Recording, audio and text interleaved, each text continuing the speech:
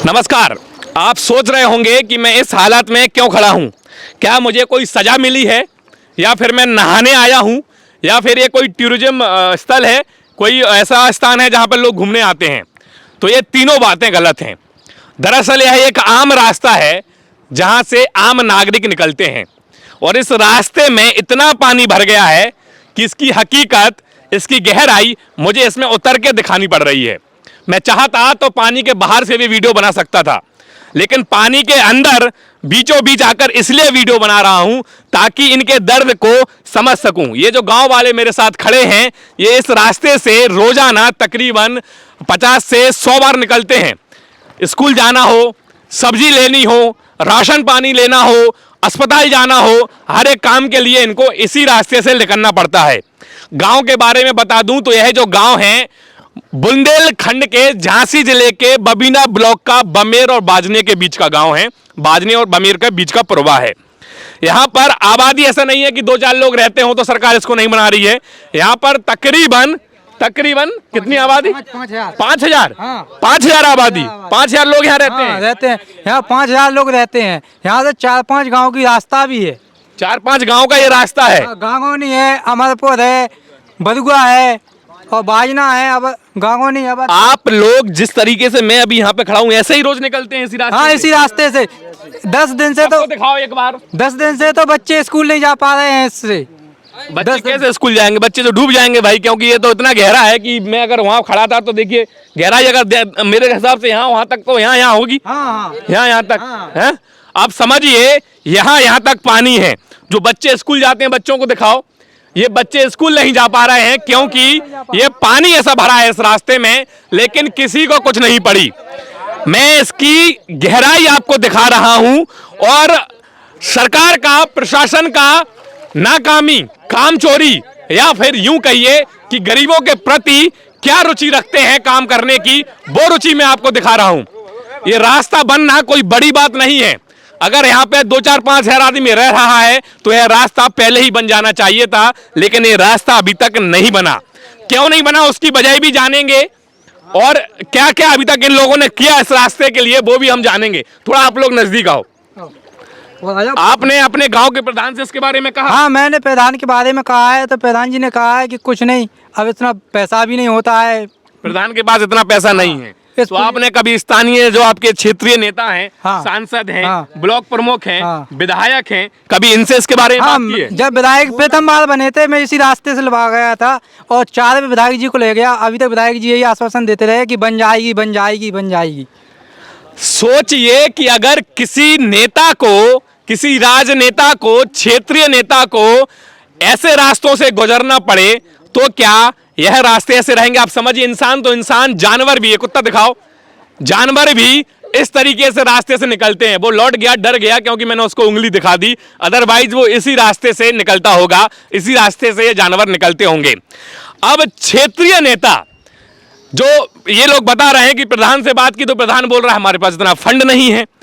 विधायक से, सांसद से कभी बात की? हाँ, बात की है। सांसद जी से भी बात हुई है, विधायक जी से बात। वो बोलते हैं बन जाएगा, बन जाएगा। कब से बोल रहे हैं ये बन जाएगा? कम से 10 साल से बोल रहे हैं। कब से बोल रहे हैं? 10 साल से। 10 साल से बोल रहे हैं, लेकिन कोई काम नहीं हुआ। कोई सुनवाई नहीं हो रही है। कोई सुनवाई नहीं हो रही। आप समझिए, इस तरीके से ये पेंट हाथ में लेते हैं तब ये रास्ता पार कर पाते हैं। मैंने खुद ये टॉवल लगा रखी है क्योंकि भाई, मैंने जैसा बताया कि मैं जमीन से जुड़ा हुआ पत्रकार हूं और जमीनी हकीकत दिखाता हूं, क्योंकि जमीनी हकीकत तभी दिखा सकते हैं जब आप उसमें खुद से उतरेंगे। इनका दर्द आप समझिए। इन लोगों में से अभी कोई बता रहा था कि भाई हॉस्पिटल जाने में भी कोई दिक्कत होती है। अभी 2-4 दिन पहले एक महिला गर्भवती थी, तो वो इस रास्ते से जा रही थी तो गाड़ी नहीं निकल पाई, तो वो महिला की बहुत दिक्कत हुई। तो यहाँ पड़ोस की महिलाओं ने इकट्ठा होकर उसका भी जो भी किया हो तब बच्चा हो पाया है। समझिए, मामले की गंभीरता को समझिए कि ये छोटा सा रास्ता अगर बन जाए तो यहाँ पे जितने लोग रह रहे हैं, हजारों की संख्या में लोग रह रहे हैं, और इन्होंने बताया कि 5,000 की संख्या है। अस्पताल जाने में दिक्कत हो रही है। गर्भवती महिला को समय पे अस्पताल नहीं पहुंचा पाया। वो तो भाई शुक्रगुजार हैं वो महिलाएं, जो उन महिलाओं का मैं, और ये गांव वाले जिन्होंने उस महिला का साथ दिया और उसको बचाया, और उसके बच्चे को बचाया और उसको भी बचा पाया। अगर समझिए कोई समझदार महिला गांव में नहीं होती और इस स्थिति में गाड़ी से महिला नहीं निकल पाती तो क्या होता उस जच्चा का, क्या होता उस बच्चा का। शायद किसी को परवाह नहीं है। और ये जो हालत है ज़्यादातर हमें बुंदेलखंड में ही देखने को मिलते हैं। मैं हमेशा से बोलता हूं कि बुंदेलखंड के साथ ही हमेशा से क्यों होता है। क्या कभी आपने देखा कि किसी शहर में ऐसे रास्ते हों? क्या कभी आपने देखा कि किसी राजनेता की गली इस तरीके से हो? क्या कभी आपने देखा कि किसी बड़े बिजनेसमैन की गली इस तरीके से हो? क्या कभी आपने देखा कि किसी बड़ी अभिनेता की गली इस तरीके से हो? नहीं। आप सिर्फ देखोगे, ये जो देखोगे बुंदेलखंड में सिर्फ गरीबों के साथ ही देखोगे। मैं जगह जगह जा रहा हूं, जगह जगह ऐसे रोड मिल रहे हैं। तो ये हम समझिए कि कितना बड़ा दुर्भाग्य है बुंदेलखंड का कि बुंदेलखंड को ये दिन देखने पड़ रहे हैं। हम 75वीं 76वीं वर्षगांठ मना रहे हैं आजादी की, लेकिन फिर भी आजादी के लगभग 75 वर्ष बाद भी ऐसे रोड अभी भी, ऐसी गलियां अभी भी उपस्थित हैं कि लोगों को इस तरीके से इन गलियों से निकलना पड़ता है। बेचारे बच्चे स्कूल नहीं जा पा रहे, जो रोजगार के लिए महिलाएं रोजगार के लिए जाती हैं वो रोजगार के लिए नहीं जा पा रही, जो पुरुष जाते हैं वो तो कैसे तैसे अपने कपड़े हाथ में ले लेके चले जाते हैं। लेकिन अब समझिए कि लगभग आधी से ज्यादा आबादी अभी गांव में ही सिमट के रह गई है। अगर आकस्मिक इलाज की किसी को जरूरत पड़ जाए, एम्बुलेंस को लाने की किसी को जरूरत पड़ जाए कि एम्बुलेंस गांव में जानी हो, तो आप एक सबसे बड़ा सवाल मैं इन राजनेताओं से और जनता से पूछ रहा हूं कि एम्बुलेंस इस रास्ते से कैसे निकलेगी? जरा रास्ता दिखाते जाओ, इस रास्ते से एम्बुलेंस कैसे निकलेगी? आप बताओ, क्या निकल सकती है एम्बुलेंस? क्या निकल सकती है 2 पहिया की गाड़ी? क्या निकल सकती है साइकिल? क्या निकल सकती है ऑटो? क्या कार निकल सकती है? कुछ भी नहीं निकल सकता। लेकिन फिर भी इन लोगों को लगातार 10 सालों से लॉलीपॉप पकड़ाई जा रही है कि भाई हो जाएगा, इस बार हो जाएगा, इस बार हो जाएगा, हो कुछ नहीं रहा है। आपको बता दूं कि ये जो पानी है ना, भाई शांत रहो यार। आप देखिए इस तरीके से गाड़ी निकालना पड़ रहा है उन्हें, समझिए। बंद हो गई गाड़ी, बंद हो गई गाड़ी, खराब हो गई, बंद हो गई गाड़ी, बंद हो गई। आप क्या करोगे? मिस्त्री के पास जाएंगे। मिस्त्री के पास जाओगे? हाँ। मिस्त्री यहाँ से कितने दूर बैठता होगा? 5-6 किलोमीटर। 5-6 किलोमीटर। हाँ। ऐसे ही जाओगे? ऐसे ही जाएंगे। वो इंजन में पानी जा रहा है वहाँ पे, जाने दो, जब जाएगा जब सुधरेगा। अब आप समझिए भाई, ये स्थिति बनी हुई है।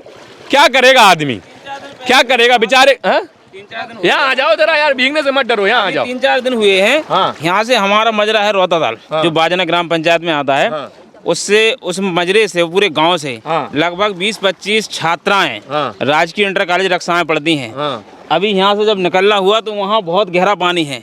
एक लड़की गिर गई क्योंकि कई लगी हुई है, तो वो रिपट गई साइकिल, तो वो मरने से बची। अच्छा। इतना बड़ा हादसा होने से बचा कि अगर यहाँ मवेशी वाले लोग ना होते जो भेड़ियाँ चराते हैं तो वो लड़की की मृत्यु हो जाती। मतलब ये रास्ता हमारा वाकई में इतना बड़ा दुर्भाग्य है कि हम लोगों की भी प्रारंभिक शिक्षा और आरंभिक शिक्षा जो है साइकिल से हुई है, पैदल और साइकिल से। और हमें बच्चे भी जा रहे हैं आज, तो वो भी इसी रास्ते से मजबूर है निकलने के लिए। तो हम लोग तो इतने पीड़ित हैं कि हमें समझ में नहीं आता कि इतना हम मतलब 75वां अमृत महोत्सव मना इस बार, और अभी भी हमें रास्ता नहीं हुआ है। वही मैं बता रहा था कि देखिए भाई साहब ने बताया कि राजकीय इंटर कॉलेज जीआईसी में छात्राएं पढ़ने जाती हैं, छात्र भी पढ़ने जाते होंगे, छात्र भी जाते हैं। वो जा रहे थे और दुर्घटना होने से बच गई। सोचिए कि अगर वो दुर्घटना घटित हो जाती तो क्या होता उस परिवार के साथ, किस तरीके से दर्दनाक मौत होती उस बच्ची की। लेकिन सोचने समझने और देखने वाला कोई नहीं है। इन गांव वाले के साथ, जितने भी ये गांव वाले खड़े हैं, इनके साथ आज कोई भी नहीं खड़ा, चाहे वो अधिकारी हो या फिर वो बड़ा नेता हो। प्रधान जी कहाँ गए? प्रधान जी आओ जरा, प्रधान जी को भी पानी में बुलाएंगे। भाई प्रधान जी को भी हकीकत पता लगनी चाहिए। प्रधान जी तो आ गए हैं, लेकिन अब थोड़ा बुलेट से उतर के नीचे यहाँ आओ, पानी में खड़े होके ही सवाल पूछेंगे।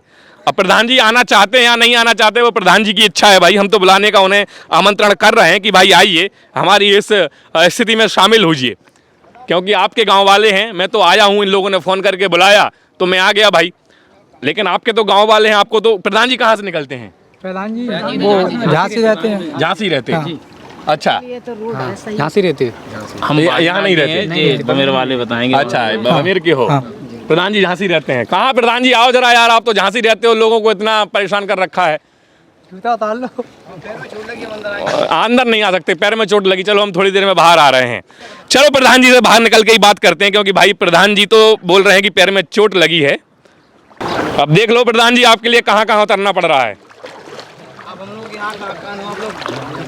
है भाई साहब, मीडिया तो सच्चाई दिखाती है, सच्चाई नहीं, मीडिया तो सच्चाई दिखाती है, लेकिन भाई नेता भी तो काम करें। जनता को कौन पूछेगा? भैया आ गए बाहर। देखो नहीं आए याद है वो फोन भी आया मेरे पास। क्या प्रधान जी आप भी निकलते होगे इस रास्ते से? निकलते हैं। हमें तो सुना आप झांसी रहते। नहीं गांव में रहते हैं, हंसी गाँव में भी आते हैं। गाँव में भी आते आते हो गाँव में।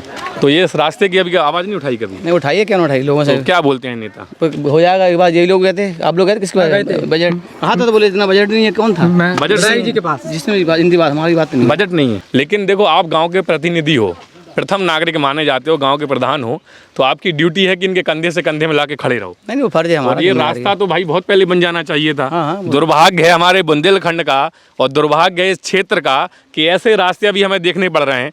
ये रास्ते नहीं कहूँगा मैं, तो ये कहूँगा कि भाई ये तालाब है, तालाब में से लोग निकल रहे हैं। नहीं पहले एक दो बार कहा भी हम लोगों ने, वैसे मिले भी। क्या बोलते, फंड की कमी है? हाँ फंड उस टाइम में कहा भाई हर बार हर जगह एक ही बहाना कि फंड की कमी है। आखिरकार फंड लग कहाँ रहा है फिर भाई? यहाँ पर भी फंड नहीं है, वहाँ पर भी फंड नहीं है, जहाँ जाओ लोग बोलते हैं फंड की कमी है। अगर फंड की कमी है तो फिर ये काम काज कहाँ हो रहे हैं? चांद पर हो रहे हैं क्या? रोड रास्ते चांद पे बन रहे हैं क्या? क्योंकि भाई जमीन पे तो नहीं दिख रहे हमें। आप समझिए कि लगभग 20 से 25 लोग उस तरफ बैठे हुए हैं, तौलिया लगा के अपनी अपनी तौलिया लेके तैयार हैं कि तौलिया लगाएंगे और फिर इस तरफ आएंगे। स्थिति कितनी गंभीर है। क्या बोल रहे हैं भाई साहब? प्रधान जी भी आ गए कहाँ है? गाड़ी से, वहीं से वो निकलेंगे। हाँ बाजना प्रधान भी यहीं से निकलेंगे। अब आप समझिए भाई, ये है जमीनी हकीकत, ये है बुंदेलखंड के ग्रामीण क्षेत्र। कहा जाता है बड़े बड़े नेताओं द्वारा कि हम उत्तर प्रदेश के और देश के जितने भी ग्रामीण क्षेत्र हैं, जितने भी ग्राम सभाएं हैं, उनको स्मार्ट ग्रामीण क्षेत्र और स्मार्ट विलेजेस में कन्वर्ट करेंगे। ऐसे कन्वर्ट करेंगे स्मार्ट विलेजेस में, ऐसे बनाओगे स्मार्ट विलेज कि जहां पर एक आम रास्ता नहीं है लोगों के लिए।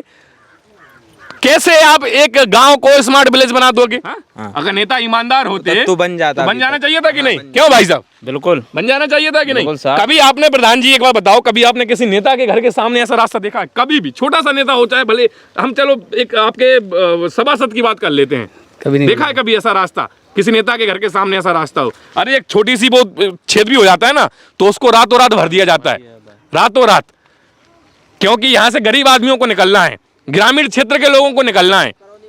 इसीलिए तो जो रास्ता नहीं हो पा रहा है। यहाँ अगर कोई किसी नेता का फार्म हाउस होता ना, किसी नेता का किसी अधिकारी का फार्म हाउस होता, तो ये रास्ता भी बन जाता और सब कुछ हो जाता, उससे एडवांस इंफ्रास्ट्रक्चर डेवलप हो जाता।